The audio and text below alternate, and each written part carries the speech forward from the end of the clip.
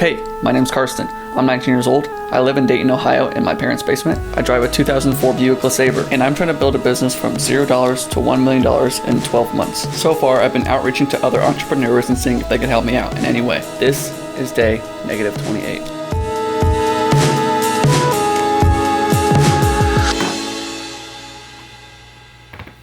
Ooh.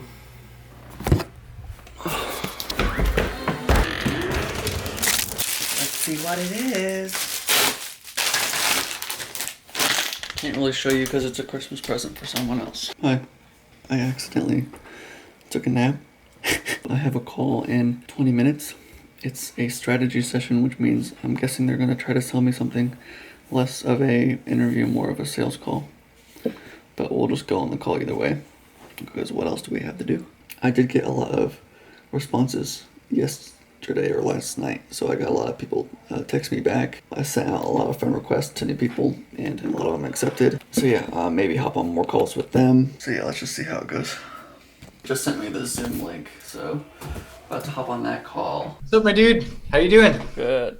I mean, just being totally blunt here, dude, from my own background and all of this different stuff, it sounds like you've got a lot of ideas and a lot of could-be's, but it's just no action. The problem that you're experiencing, it's something that I've seen so many times with like different people, and I think it's you like needing to feel like you have that perfect decision before you actually take any action. And when people run an agency, for example, like they have the same issue, but like with choosing a niche or like deciding on an offer or just needing to take that perfect action. And perfectionism will kill you, dude. And I mean, this is something that I've noticed in myself is like whenever I focus on doing things perfectly, it always ends up biting me in the butt. And my biggest advice to you, dude, like regardless of anything that happens on this call, is just, even if you don't think it's the right decision or if you don't think it's a perfect decision,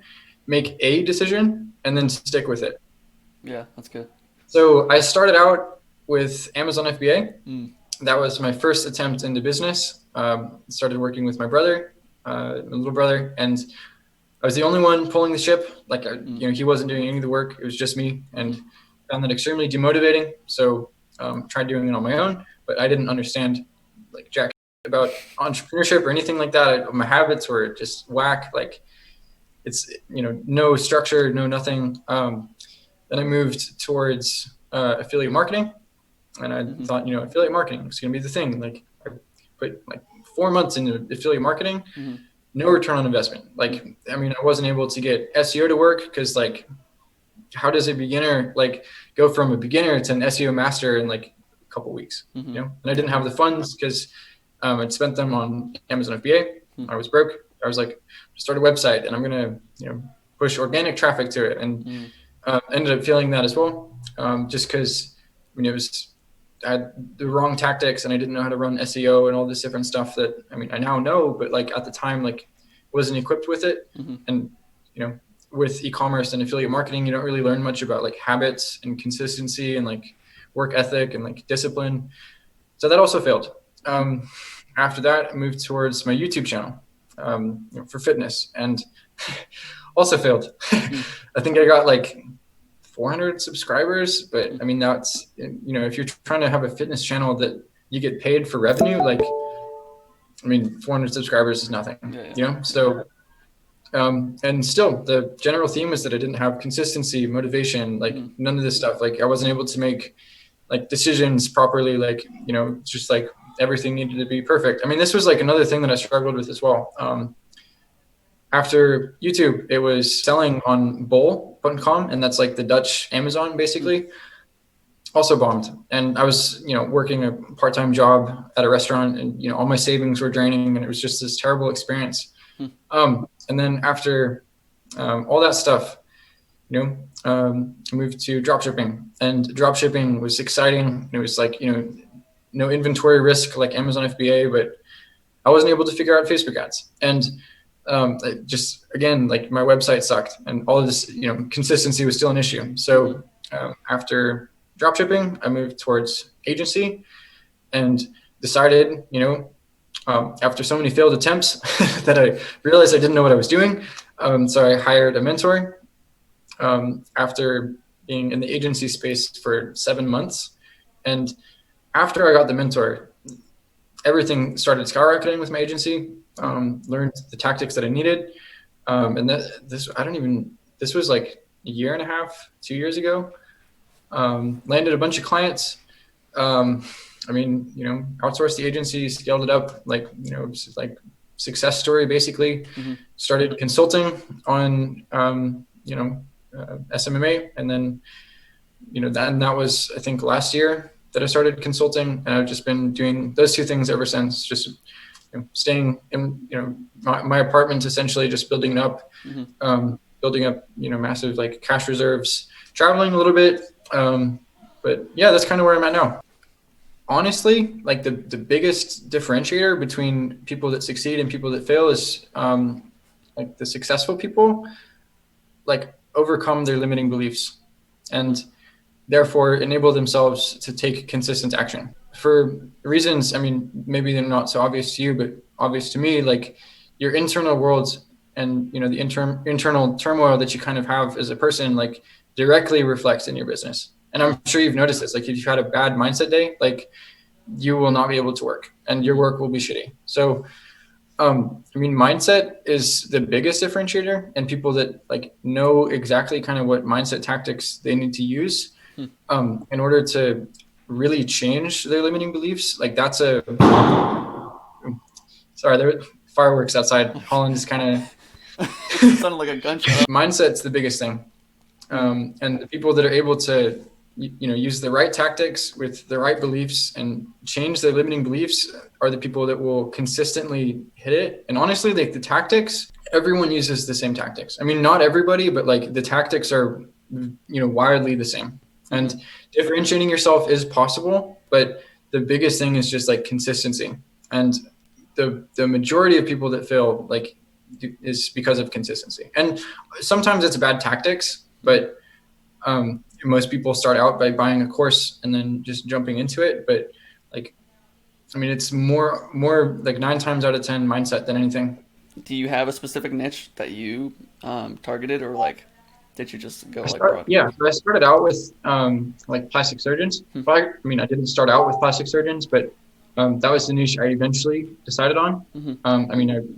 It's what I call niche parkour. I went from like dentists to gyms to like spas and like all these different things. Like I think I had like 8 or so different niches.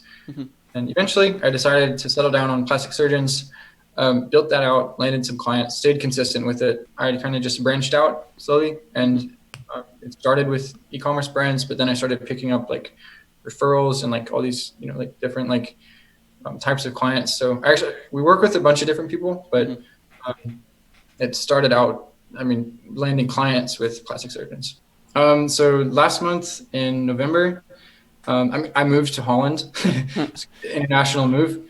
But I make around like 30 to 40K a month. Okay. So starting out, like I would say that for the technically skilled and people with Facebook experience, Facebook ads, like actually running it for people or running it for yourself. Being an agency owner is like fantastic. If you have the skill set, it's great. But as a person that doesn't, like has no background in business whatsoever, it's a little bit more complicated than other business models out there. And I would honestly say for like a very beginner, consulting is the way to go. Yeah. Because if you've solved a problem for yourself, you can directly turn that into a result that you can deliver. Like, how to do it already. And teaching people that for a fee, like it's an amazing business model. Yeah. With consulting, there are several different, ways you can go. It's like either teaching making money or teaching various other problems that you have solved in your life. Like whether it be mindset training or whether it be, as you just mentioned, overeating or fitness or anything else that you've experienced as a massive pain point in your own life that you've been able to transition out of, which you can, exactly remember how you did it. That's something that you can sell. So, that's just a really basic way of looking at it. Okay. And typically, like as a consultant, the problem that you experienced in the past is the result that you deliver. Yeah. Okay, that's really good. The only thing is, like, what if I don't have like this massive problem that I've solved? Then what does someone do? Yeah. So in that, like, if you still wanted to start a consulting business, then you would find a problem that is already existing in a market somewhere, and then figure out how to solve it, and then sell that transformation. Like, even if you're not doing it yourself, a lot of people think that, like, you have to be massively successful, or like you need to hit $1 million before you can consult people. But I mean, that's not really true. Like, as long as your clients are getting results, like, what does it matter? I mean, you could go for like drop shipping. A lot of people start out with drop shipping. A lot of people start out with affiliate marketing, but those things are more technically complicated. Like, agency work is great for beginners because, like, you work with people mostly. And also, I mean, you can, if you don't have the Facebook ad skills, you can also, hire a media buyer, or like, outsource to a team member, for example, after you've already landed a client and have the money in your bank account so you can afford it.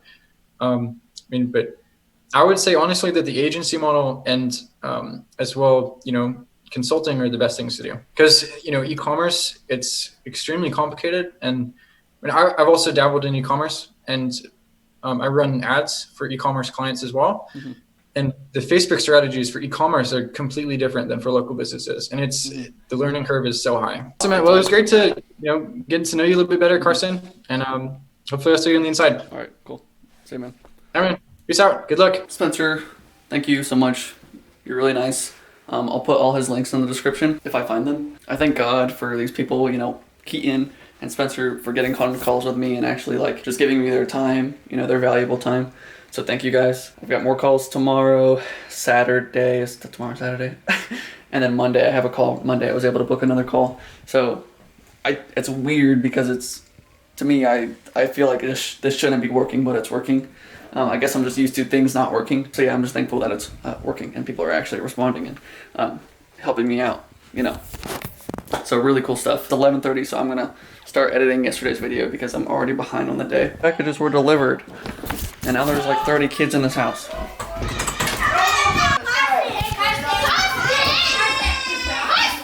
Yeah.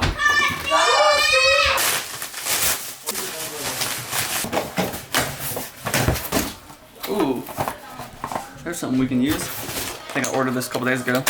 Ooh, smells bad. I love my life. I'm a real vlogger now. I just finished editing this video and it's like 20 minutes long. I didn't think these videos were going to be this long. Or at 1 o'clock. I don't know. Yeah. Oh, for how long? Like I don't know. We watched it together, remember? You think I look ugly? No, I do not think you look ugly. I think you look very handsome. This thing smells so bad. Smells like a house with like bed bugs in it. Why do you want me to smell that? Because it smells bad. Yeah, it does.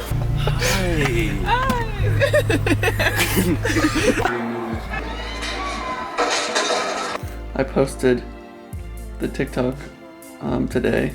So far it's got 693 likes and 3,563 views. So that means it's at a 19% like to view ratio, which means it should go viral. Yeah, so tomorrow it should pop off. Let's hope. Okay, it's 11 o'clock. I'm about to go to bed. Good night.